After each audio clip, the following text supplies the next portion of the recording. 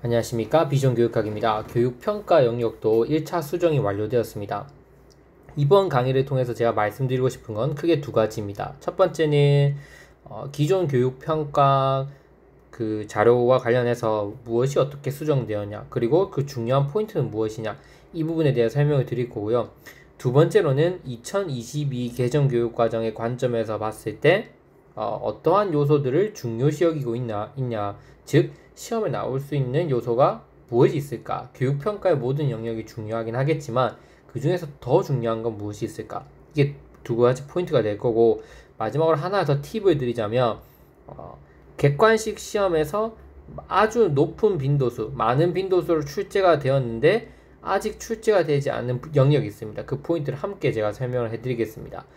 객관식 시험은 매우 중요한 게 이전 시험에 있었던 스나이더의 교육과정이라고 한다든지, 아니면 교육과정 그 교육 행정 부분에서 정책 결정 모형이라고 한다든지 다 객관식 시험에 나왔던 요소입니다. 근데 보면 제가 교육과 객관식을 분석을 할 때 유초등 뿐만 아니라 이 중등 다 분석해 봤을 때 교육평가에서 공통적으로 나오는 부분이 있습니다. 그것을 제가 한번 강의를 통해 설명드리도록 하겠습니다.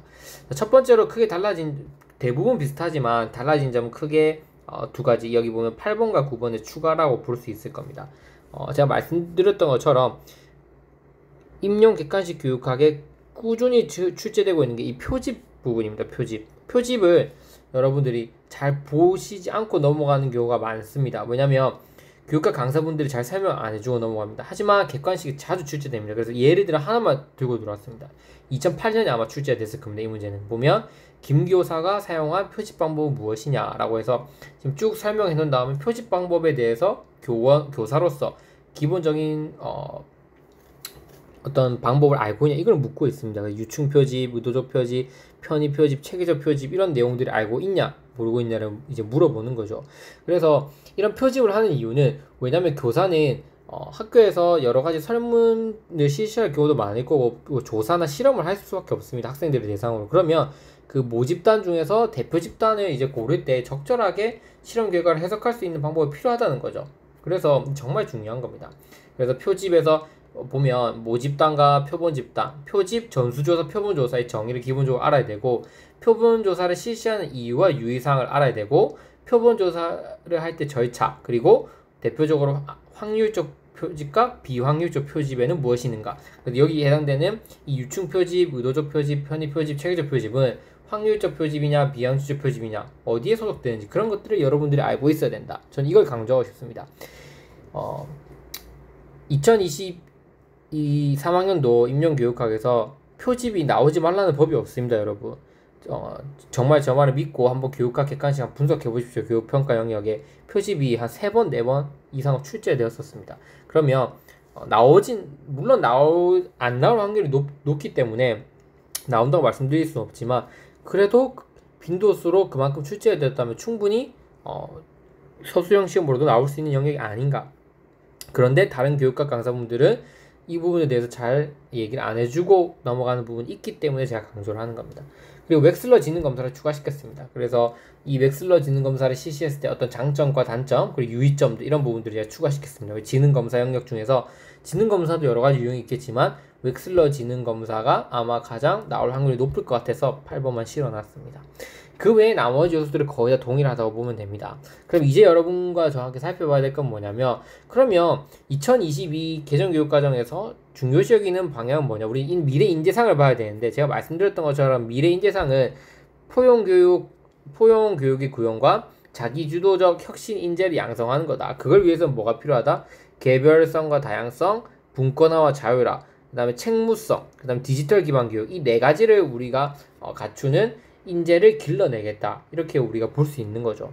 그러면 교육평가 관련해서 좀 주의 깊게 봐야 될 영역은 어디냐라고 본다면, 저는 이 개별성과 다양성, 여기에 좀 초점을 두고 싶습니다. 물론 분권화와 자율화, 이건 약간 교육 과정 속성이 좀 강하고, 디지털 기반 교육은 교수 학습적인 측면이 강하죠. 자원 기반 학습과 연관이 되고, 물론 그 외에도 여러 가지 요소가 있겠지만 공공성과 책무성은 뭐 여러 가지 요소에서 우리가 살펴볼 수 있는데, 이 개별성과 다양성이라고 하는 거는 교육평가적 측면에서 접근했을 때 뚜렷하게 우리가 중요시 여겨질 수 있는 그런 평가 방법이 있다는 거죠. 개별성, 다양성 하면 뭐가 중요합니까? 여러분 생각한 것처럼 능력 지향 평가, 성장 참조 평가, 성적 참조 평가라는 이 성장 참조 평가, 능력 지향 평가 다 개별화 평가지 않습니까? 그러니까 시험에 나왔던 겁니다. 그래서 이제 아이들의 어떤 그 학습에 대한 다양화와 개별성을 중요시 여긴다면 그에 발맞게 평가도 개별화되고 다양화될 수 있어야 된다는 거죠. 그리고 이 보면 이런 인재를 기르기 위해서 문제 해결력을 강조합니다. 쭉 읽어보면 그 문제 해결력을 강조하면 어떤 평가가 중요시 여겨질 수밖에 없나? 수행 평가가 중요시 여겨질 수밖에 없습니다.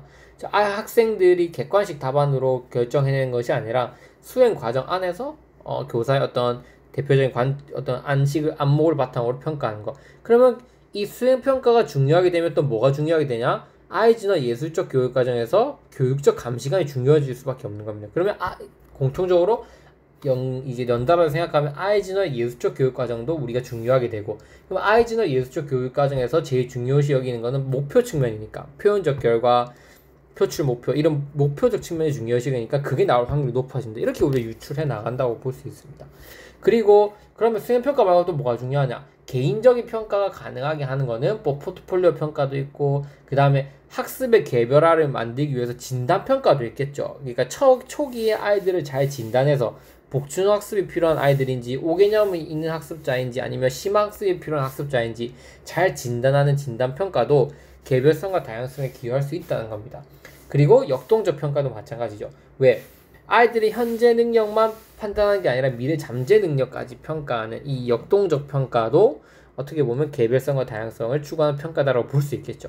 그래서 결국 요약해서 정리를 하자면 이 개별성과 다양성을 시행하기 위해서는 진단평가, 수행평가, 역동적 평가, 그 다음에 능력지향평가, 성장참조평가, 포트폴리오 평가, 그리고 수행평가와 연관해서 아이즈너 예술적 교육과정 감시관, 그리고 거기에 관련된 표출 목표와 표현적 결과, 문제 해결 목표와 표현적 결과, 이런 요소들 엄청 중요하다고 볼 수 있겠죠.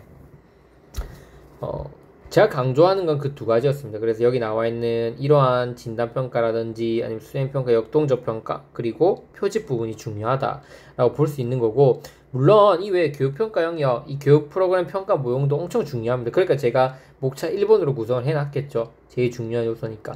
그 다음에 중요한 순으로 이렇게 쭉 구성을 해놨는데, 여기서 뭐가 나올지는 모르겠지만 그래도 나올 확률이 높은 건 말씀드렸던 것처럼 저는 이 진단, 수행, 역동적 평가, 그리고 교육 프로그램 평가 모형, 그 다음에 표집, 이 정도로 우리가 볼 수 있지 않을까 저는 생각을 해봅니다.